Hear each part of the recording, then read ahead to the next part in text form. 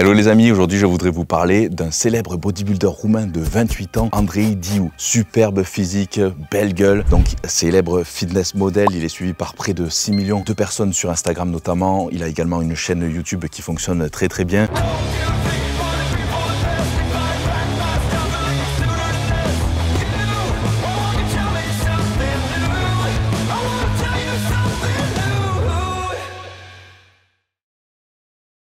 Et du coup, il a décroché sa carte pro IFBB en 2017 lors d'un Olympia amateur. À partir de là, il a été coaché par le célèbre Hani Rambod, donc le coach des stars du bodybuilding. Donc entre autres, il a coaché Phil Heath, bien sûr, Jay Cutler et bien d'autres. Et dernièrement, le fameux Chris Bumstead, aux plus de 10 millions d'abonnés également, donc dans la catégorie classique physique. Donc c'est vraiment le coach légendaire, coach des stars du bodybuilding, qu'il a coaché du coup pour atteindre aussi un physique encore plus hors norme, qui lui a permis de gagner, de remporter le Romania Pro en 2019 en men's physique, ce qui lui a permis de se qualifier du coup pour le Mister Olympia en 2020. Et à ce Mister Olympia, son tout premier Mister Olympia, donc je précise dans la catégorie men's physique, c'était ma catégorie à l'époque dans laquelle j'ai eu ma carte pro également. Il s'est classé 5e à son tout premier Mister Olympia. Il faut savoir que c'est vraiment exceptionnel pour un premier Mister Olympia de se classer dans le top 5. Franchement, c'est un exploit. Mais c'est vrai que le fait d'être coaché par justement ce coach légendaire, d'avoir énormément de personnes qui le suivent sur ses réseaux sociaux, il en avait peut-être un peu moins à l'époque évidemment, mais tout ça, ça fait que ça aide aussi à ce qu'il se classe un peu mieux, on va dire, au niveau du Mister Olympia. Donc franchement, il a fait des débuts fracassants sur la scène du Mister Olympia, ce qui est très rare comme je vous l'ai dit. Par la suite, donc l'année d'après, il s'est à nouveau qualifié au Mister Olympia en remportant le Texas Pro, du coup c'était en 2021, donc ce qu'il a qualifié automatiquement pour le Mister Olympia de la même année 2021, où cette fois-ci il finit seulement entre guillemets 7e, ce qui est déjà aussi très bien. Mais je pense que ça l'a effectivement un petit peu déçu de le voir se déclasser. Il s'était peut-être dit qu'il allait finir dans le top 3, etc. Mais voilà, il faut savoir que sur le Mister Olympia, le top 6, c'est quasiment les mêmes pendant de nombreuses années. Pour pouvoir se qualifier au Mister Olympia, je vous le rappelle, il faut soit gagner une compétition pro, donc finir premier, soit avoir un certain nombre de points dans l'année en se classant dans le top 6 des compétitions du coup pro, accumuler un certain nombre de points et à la fin, les premiers qui ont le plus de points qui peuvent se qualifier donc au Mister Olympia. Ce qui est très difficile parce que en men's physique surtout et en classique aussi d'ailleurs, il y a énormément de compétiteurs à travers le monde et du coup si on gagne pas, c'est très difficile d'avoir un nombre de points qui nous permet de nous qualifier. Donc ça veut dire qu'il faut concourir tout le temps et c'est vrai qu'à l'époque où je faisais mes compétitions, je voyais les mêmes compétiteurs, notamment je pense à André Ferguson, etc. qui c'était des mecs vraiment acharnés, qui pouvaient concourir non-stop tous les 15 jours, toutes les 3 semaines, tous les mois pour justement essayer de gagner le maximum de compétitions ou du moins le maximum de points pour se qualifier. Du coup, ces mecs-là, en fait, ils concouraient toute l'année, quoi. Et moi, pour avoir concouru pendant 3 ans quasiment non-stop, presque tous les mois, justement, pour décrocher ma carte pro à l'époque, c'était épuisant. Physiquement, mentalement, c'est vraiment très difficile pour le corps, pour l'esprit, pour tout. On n'a plus de vie sociale non plus parce que c'est vraiment quelque chose de très compliqué la compétition à ce niveau-là. Donc c'est vrai que les mecs en ce moment qui font le Mister Olympia, qui se qualifient au Mister Olympia, c'est vraiment chapeau à eux parce que c'est vraiment des mecs acharnés, hyper persévérants et c'est quelque chose, c'est un monde vraiment très particulier. Franchement, c'est pas donné à tout le monde, il faut avoir un mental dur, vraiment comme de l'acier. Faut pas se dire que peu importe ce qu'il va prendre comme produit, etc.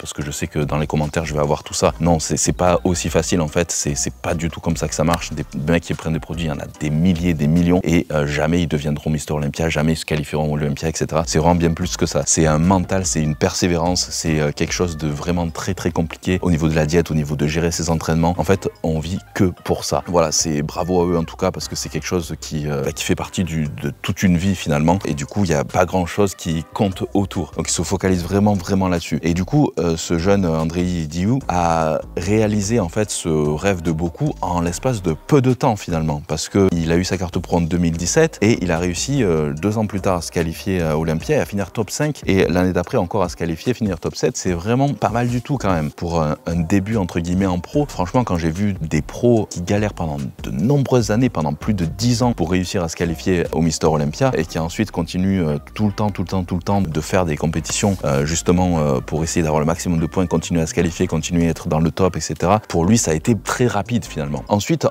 donc sa dernière compétition, donc le Texas Pro 2022, cette fois-ci, il a fini deuxième. Donc il n'a pas été qualifié immédiatement pour le Mister Olympia. Et il n'a pas fait non plus d'autres compétitions pour pouvoir se qualifier en gagnant plus de points, etc. Donc je pense que c'est quelque chose qui l'a un petit peu frustré. Il s'attendait peut-être à gagner à nouveau. Et du coup, je pense que ça l'a un petit peu déçu. Et ça, je peux le comprendre aussi. Mais c'est vrai que quand on est pro et qu'on a gagné une certaine compétition pro, on essaye de recommencer la même l'année d'après, justement parce que finalement, les promoteurs de cette compétition commencent à nous connaître. Ils ont vu qu'on avait pas mal aussi de gens qui nous suivaient et qu'on avait fait la promotion finalement de leur propre compétition en parlant de notre... justement, quand on gagne une compétition, en fait, on en parle évidemment sur les réseaux sociaux. Donc, on partage plein de photos, etc. Et forcément, on parle de la compétition qu'on a gagnée. Donc là, il s'agissait du Texas Pro. Donc, ça veut dire que toute l'année, il a pu partager des photos du Texas Pro. Et du coup, ça fait de la pub finalement pour les promoteurs du Texas Pro. Donc, logiquement, en fait, l'année d'après, il pensait gagner parce que forcément, il avait fait de la pub, etc., etc. Et c'est vrai que ça marche un petit peu comme ça aussi. Donc, il a été assez déçu. Je pense qu'il s'est remis pas mal en question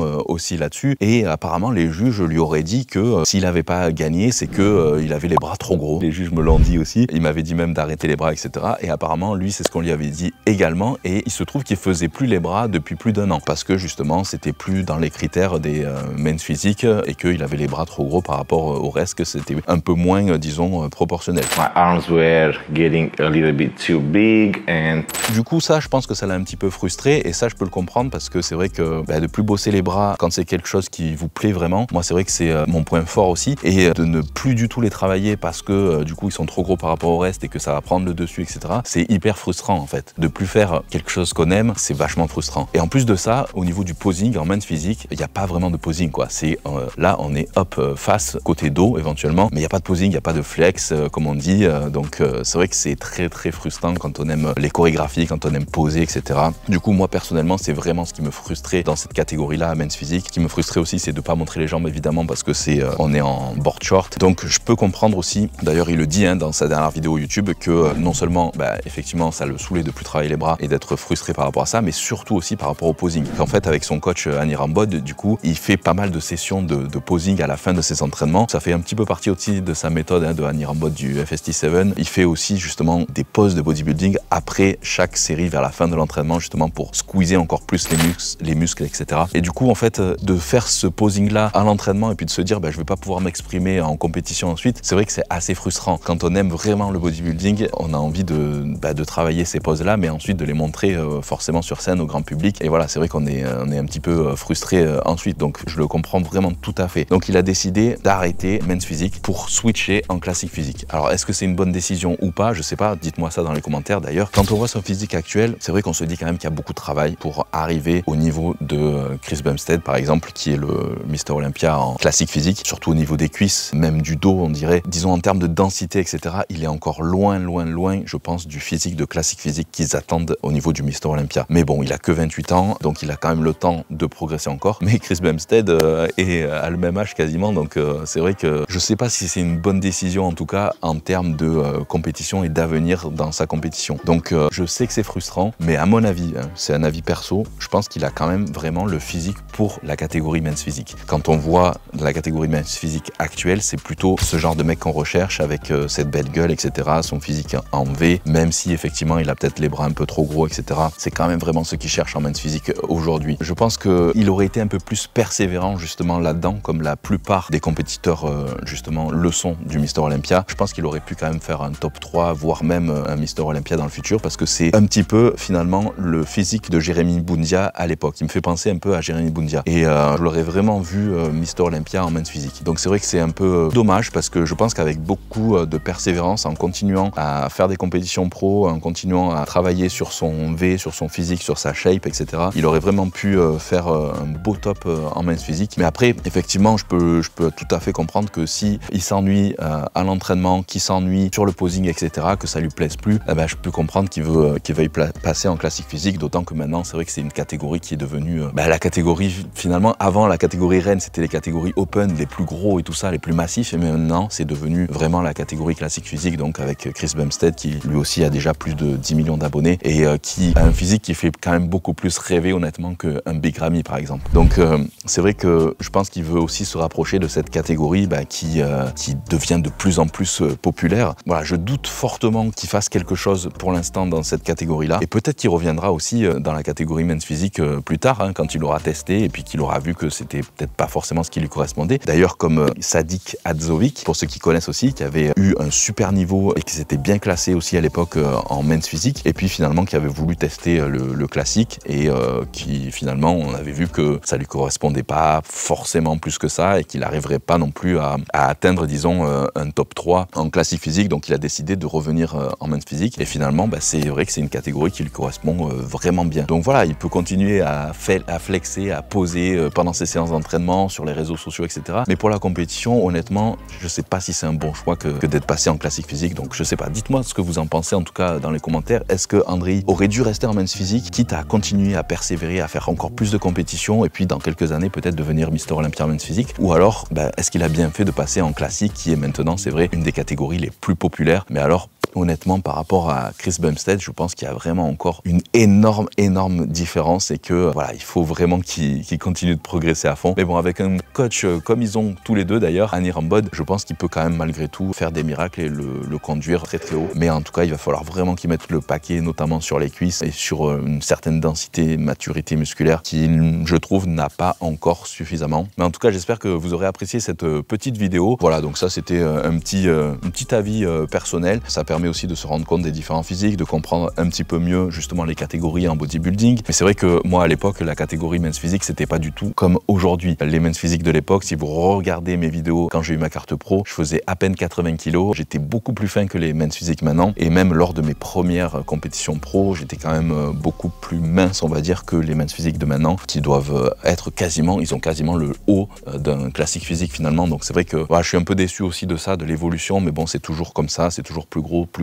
Et pour petit rappel, classique physique, en fait, c'est un rapport taille-poids. Donc ça, c'est vrai qu'on me l'avait redemandé souvent, pour ceux qui ne sont pas forcément connaisseurs. Si cette catégorie a été mise en place, c'est justement pour éviter la course à la masse des gros open bodybuilders. Donc il y a une catégorie, il y a un poids à ne pas dépasser par rapport à sa taille. Sauf que le problème, c'est que d'année en année, ils ont continué à augmenter du coup le poids qu'ils ont droit du coup par rapport à leur taille, alors que à la base, c'était justement de réduire le volume. Mais bon, en tout cas, c'est une catégorie que j'adore. D'ailleurs, c'est pour ça que moi aussi j'ai voulu tester justement cette catégorie-là en 2019 en faisant ma dernière compétition pro en classique physique. C'était en Italie à San Marino, où je m'étais éclaté sur scène finalement, même si j'avais pas fait de top 6, je m'étais vraiment éclaté. Pour moi, ça reste le meilleur souvenir aussi de ma vie, donc je peux le comprendre encore tout à fait qu'il ait pu vouloir changer, on va dire, de catégorie. Donc voilà, en tout cas, l'entraînement en classique physique est quand même malgré tout différent de men's physique. Moi, pour me préparer pour ma compétition classique physique, c'est vrai que j'ai changé vraiment mon approche au niveau de l'entraînement, avec notamment 2 grosses séances cuisses